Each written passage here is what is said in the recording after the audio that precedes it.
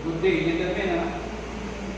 So we start our experiment, our exercise number 2, in which the characteristic of bipolar junction transistor. In which sa inyong workbook, exercise number 2, ito ang diagram na ating dapat na ito i-construct. It should be you gentlemen to construct the diagram. Kaya lang, because of this pandemic, ako na lang mag-explain sa inyo kung paano ang characteristic what is the characteristic of this bipolar junction transistor. Ang diagram natin ito, meron tayong dalawang power source. Power source number 1 is voltage 1 and power source number 2. And we have, this is our bipolar junction transistor. Ito rin yung LED. Yan ang light emitting diode. And pagmula dito sa BJT, meron din mga resistors, no? Meron din mga resistors na. What is the use of the resistor? Bakit tinagyan pa ng resistor? It is only just to lessen the current passing through the whole circuit, no? Para mababa yung kuryente. That is one use of the resistor. Okay, balik ako doon sa working table, and I will construct the diagram, and then i-test natin how the BJT works. Okay, gentlemen, these are the components of our circuit. No? We have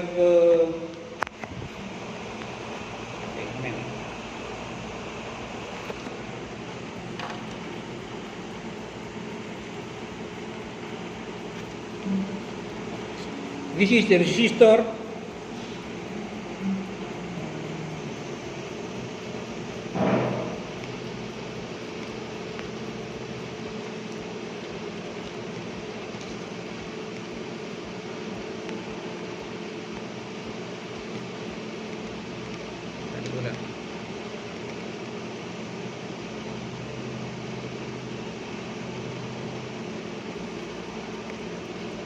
Ano yun?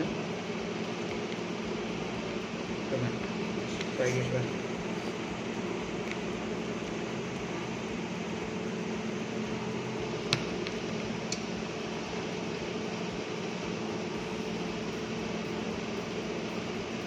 Okay, this is the 199 ohms na resistor, in which sa drawing natin, what is required sa ating is 200, and that is they are almost the same. And we need that 20k ohms na resistor.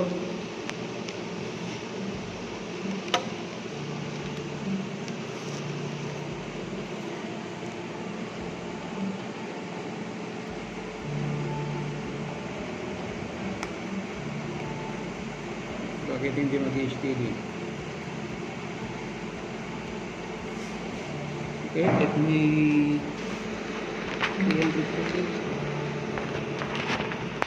where are the other resistors?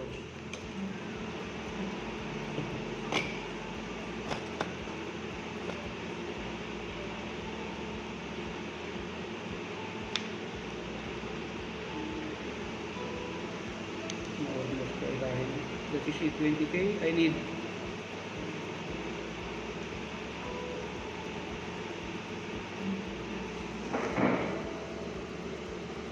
190. This is the 197. Almost the 200 ohms na resistor.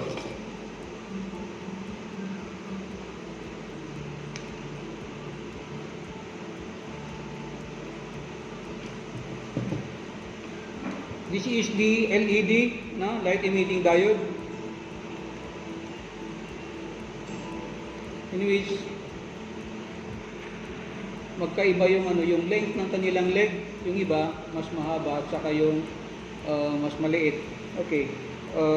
Let's determine which is the negative leg and the positive leg. Kung magkakaroon ng reading yan, kung reading itong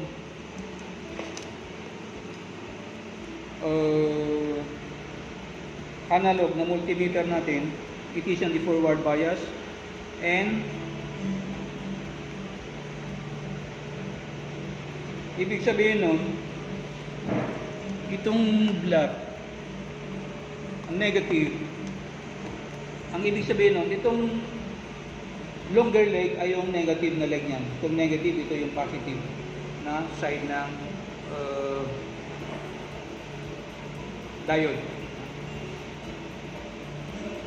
And this is the bipolar junction na transistor. Okay? This is the one leg is the base, one leg is the emitter, and this one is the collector. Ano? Repeat, ano? It is the base, emitter, and the collector. Ay, ang gamit na, no? What is the use of this BJT? Ano? Ngayon, pag walang kuryente, halimbawa sa isang sa circuit natin, pag walang kuryente na po dumadaan dito,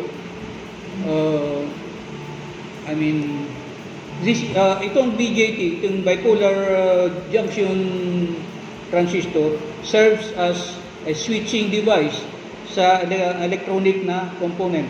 Pag walang power, walang kuryente na dumadaan dito, hindi makakadaan yung kuryente, no? Pero sa isang kahit mga 0.2 mga 2 volts lang masupplyan natin ng 2 volts lang from the base to the emitter, magkakaroon ng, dahil dalawa yung dalawa yung power supply natin. Isang power supply na 5 volts, saka isang power supply na 2 volts ibibigay natin. Ngayon, ang gamit nitong BJT is a switching device for electronic components. Paano siya nagiging switching device? Okay. Let's construct our diagram. From the diagram, from our drawing, construct natin install natin ang resistor number 1.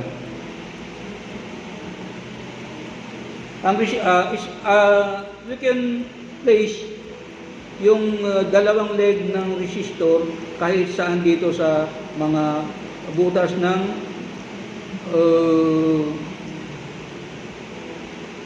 breadboard. Ilagay natin ito, yung resistor ilagay natin dito sa isang butas, and then ilagay natin sa another na butas yan. Okay? Ngayon, isang resistor, ang isang dulo ng resistor ay nakakonekta doon sa base ng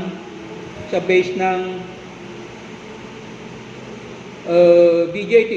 So, dahil ito isang linya yan, ito ikakabit natin dito, no?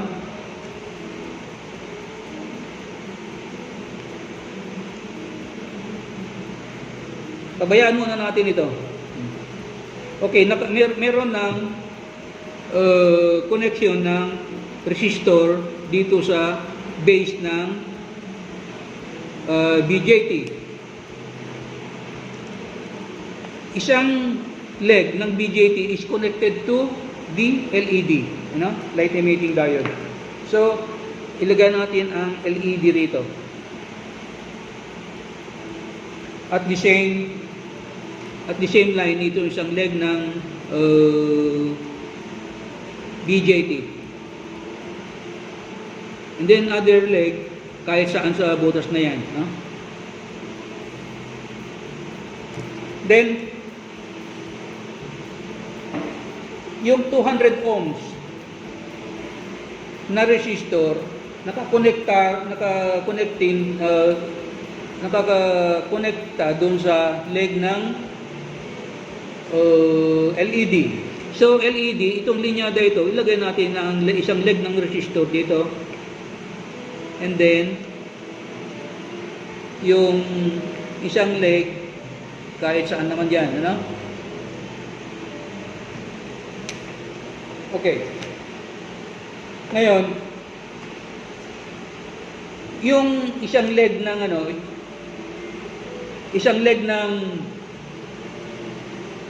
resistor, yung R2 connected sa isang power supply, ano?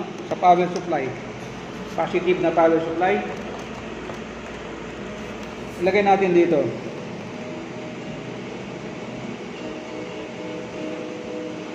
And yung other leg ng resistor 1 ay nakakonekta dito sa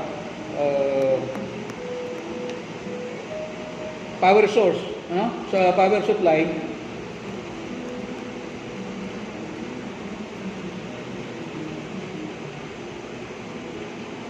Here. Ngayon,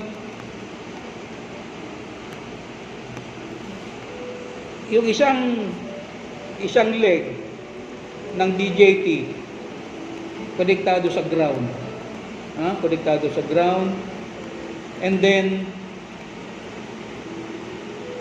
ang isang we will make a connector. Ito yung tinatawag na connector. This is a conductor ng electricity. We will place a connector here, katapat nitong isang leg ng BJT. Lagyan natin dito, no? And then we put it at kahit na saan na butas dito sa another side ng ano. Okay. Pero itong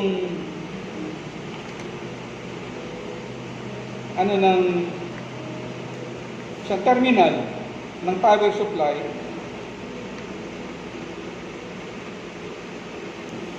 yan,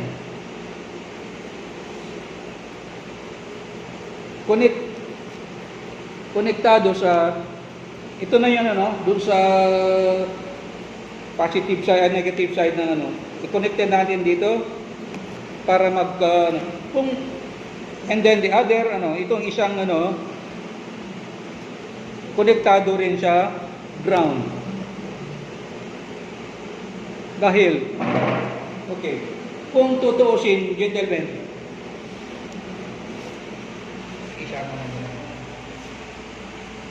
itong tatlong ground na ito,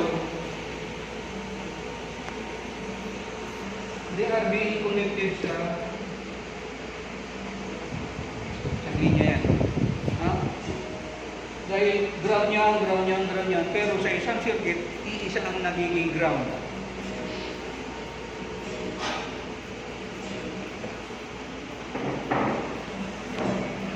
And so, ang isang source ng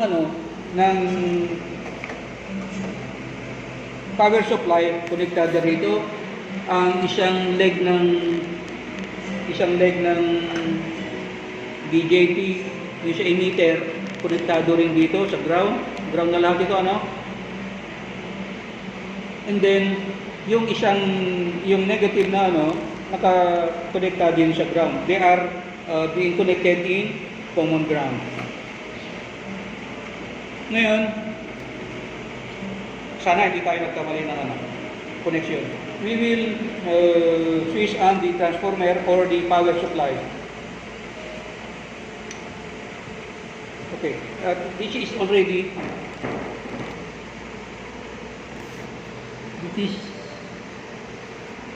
supposed to be at 5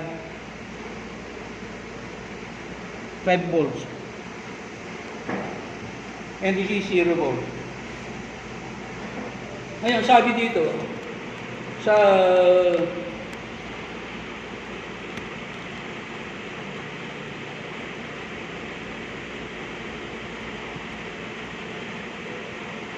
okay, record the voltage 1 at which the LED switch on. Slowly, we will increase the voltage ng voltage source number 1. We will increase it until na makikita natin na iilaw itong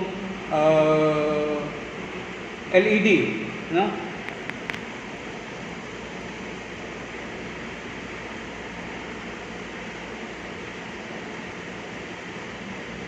Okay, visually lang.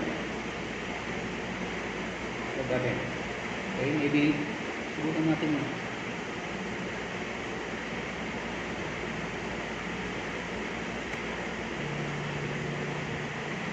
Okay.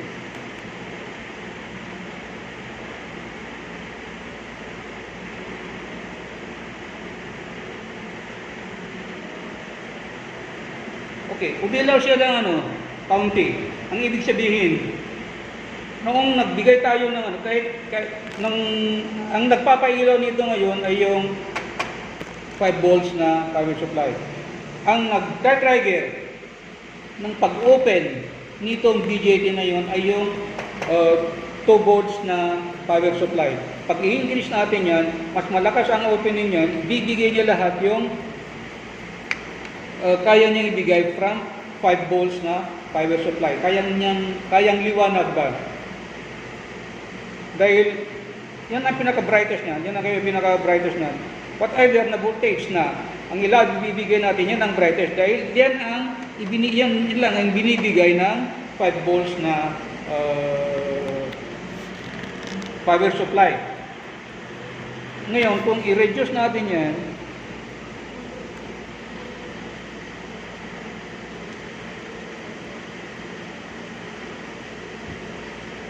halos mag-ano yung switching niya, halos mag-close yung switching, magdidim din yung ilaw na yun. Okay. Sa inyong sa data na dapat kailangan nyo ng voltage. Kailangan mo i-measure natin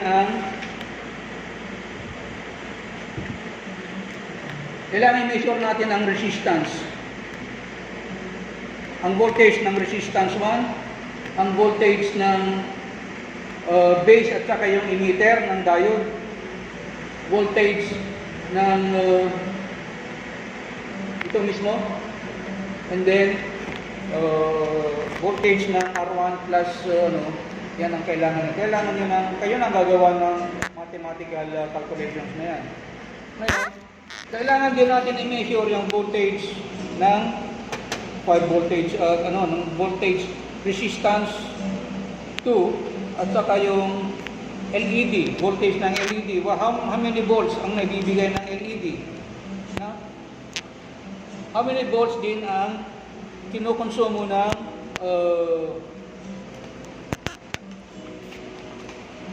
emitter at saka yung what's that? CE emitter at saka yung collector. I-measure natin lahat yan. Okay? So, get a piece of paper at we will make the measurement. Ilagay natin itong digital multimeter dito sa position ng volt na measurement.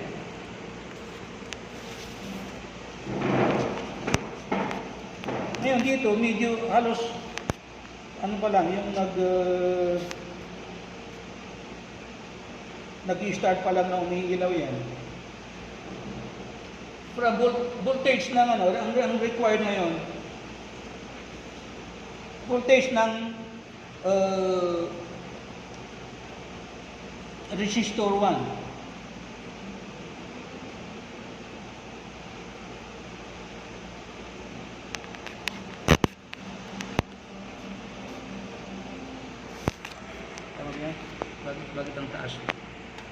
Kung millivolts yan. Millivolts.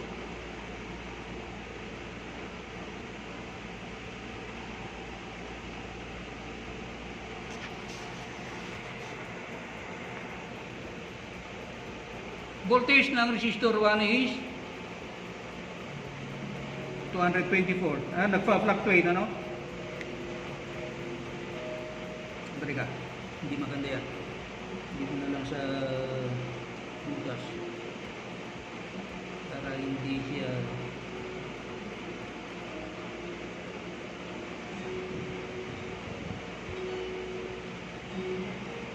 Okay, make a reading on that, gentlemen.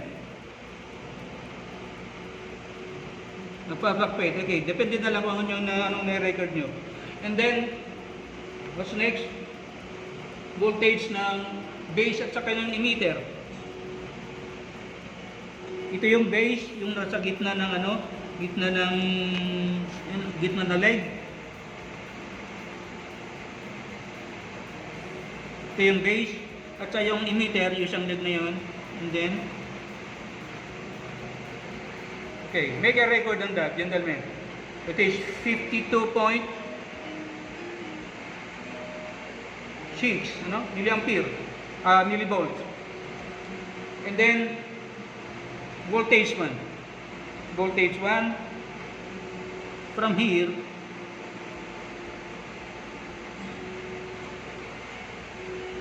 ito na lang. Tapos dito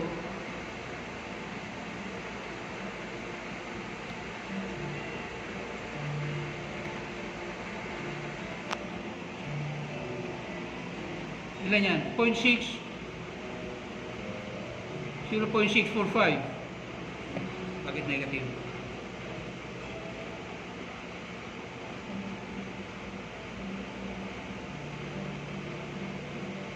.59 ano? 0.596 volts.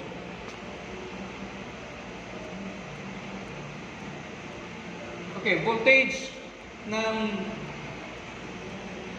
resistor 2, ito yung resistor to, ano, to. Okay, we will measure it. Itong leg ng resistor at saka dito, yan ang voltage ng R2. Tapos, yung voltage ng LED, how much ng voltage na kinukonsumo ng LED? Dahil iisa nito, kagaya sabi ko kanina, isang circuit yan o isang linya diyan, dito na lang natin ilagay at sa itong leg ng LED. Yan. Okay, make a reading on that.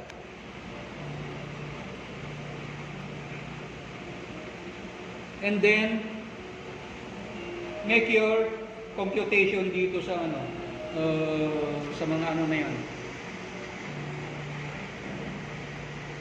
Sa mga calculations ninyo for current, you will calculate for the current ng 1B, current ng C, tapos current ng B, dapat ang current ng base 1C at saka yung divided by 1B. Okay, that will be... Okay, we will make another measurement while kung saan yung magkakaroon ng pinaka-brightest na ng LED, no?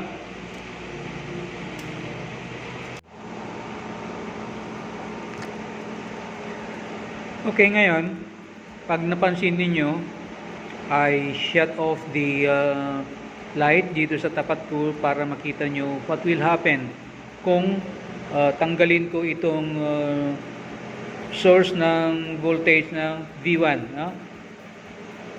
Okay, namatay yung LED. Ngayon, instead of V1 na tinanggal ko, you can use another mechanism to supply a small base current. Ngayon, subukan ko ang aking katawan, ano. In-disconnect na yung V1 and I will touch the left end of the base resistor R1 and observe that the LED shines dimly, ano. Okay. Tingnan ko. I will touch the isang leg ng resistor. Ngayon, nagkaroon ng ilaw. Umilaw yung yung LED pero dim lang, dim. Ngayon, my body has supplied about 5 mu amperes to the base, which could switch on the transistor and provide a collector current of 0.5 milliampere. Okay? Ngayon,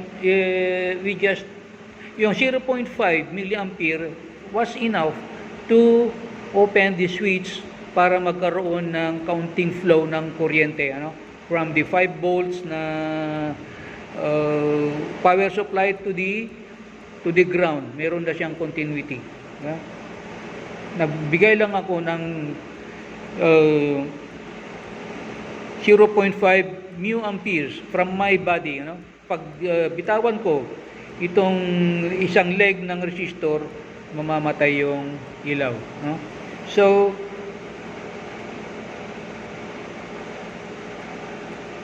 okay, in this experiment, we have proved yung switching capacity or capability ng bipolar junction transistor kung mabigyan siya ng enough na current para mag-open. Okay? This is enough. I hope you have learned something from our experiment. Ngayon, if you have some question, you can just send your question to our group chat. Our next experiment will be the characteristic of a Zener diode.